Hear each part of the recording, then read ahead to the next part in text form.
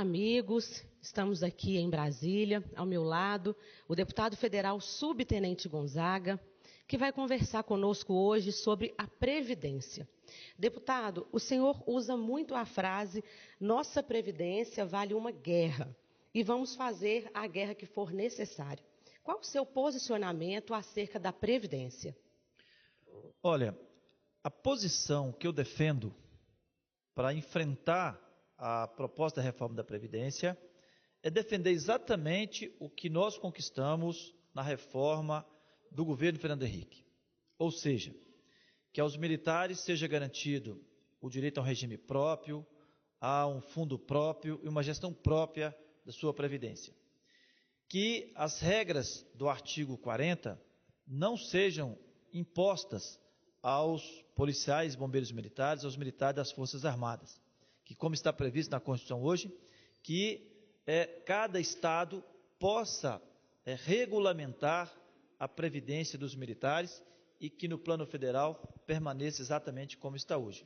E a outra regra da Constituição é em relação às pensões, que cada Estado deverá definir o valor das pensões para os pensionistas dos militares estaduais. Portanto, a minha defesa é que nós possamos ter uma ação convergente, uma ação coordenada do conjunto dos policiais e bombeiros militares, junto com as Forças Armadas, para defendermos aquilo que conquistamos com muita dificuldade na reforma do governo Fernando Henrique, que conseguimos sustentar na reforma do governo Lula, que é em relação aos militares federais, que a União suporte os proventos da natividade, que haja contribuição para as pensões e para a saúde, e que nos estados, cada ente federado tenha a sua autonomia para regulamentar a sua previdência, nos moldes do que está previsto hoje na Constituição Federal.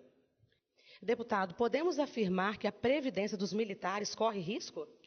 Claro que corre risco. Basta acompanharmos a imprensa, a forma com que tem sido colocado a necessidade de reformar a Previdência para fazer caixa no Tesouro. Eu tenho insistido que a pressão para a reforma da Previdência, ela vem do governo federal, ela vem dos governos estaduais e vem do chamado mercado, que impõe que o Estado gaste menos com os servidores para, obviamente, sobrar recurso para pagar dívida, para pagar juros e para sobrar para recurso para a iniciativa privada atuar com recurso público. Por isso, eu insisto, nós não temos outra alternativa, a não ser centralizar nossas forças, entender concretamente o que diz a Constituição Federal hoje, para que nós possamos unir, convergir e defender os nossos direitos, como eu já disse, conquistado com dificuldade. Então, há sim o risco, e o risco maior é a desinformação que ainda é grande no nosso meio. Há uma percepção, na minha avaliação equivocada, de que basta ser militar para estarmos protegidos, o que não é verdade. Ser militar é condicionante para reivindicarmos a manutenção das nossas conquistas em relação à Previdência, mas não é suficiente.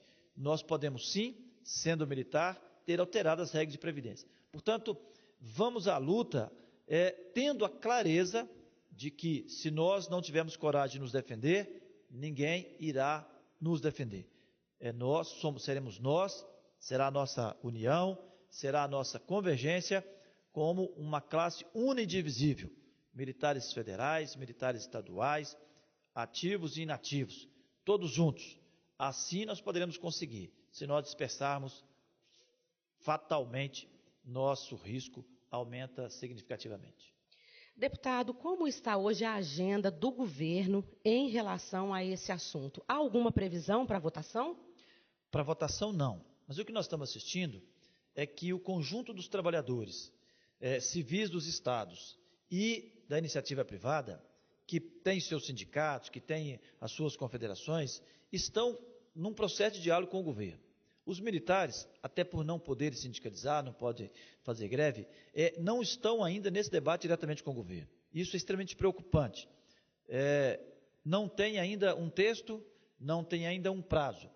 E é por isso que nós precisamos de nos organizar, é por isso que nós precisamos de fazer esse debate nos estados, buscar a convergência com as Forças Armadas, porque a proposta do governo, na nossa compreensão, é trazer esse projeto para a Câmara o mais rapidamente possível. Portanto, nós não podemos estar despreparados. Então, ainda que não tenha um texto, mas a tese está colocada e nós podemos verificar pela mídia, pela imprensa, que há uma pressa do governo, há uma pressa do mercado para fazer essa reforma. Portanto, ainda que não tenha um prazo definido, nós precisamos de ter uma posição clara o mais rapidamente possível. E qual é o papel dos militares? O que deve ser feito a partir de agora?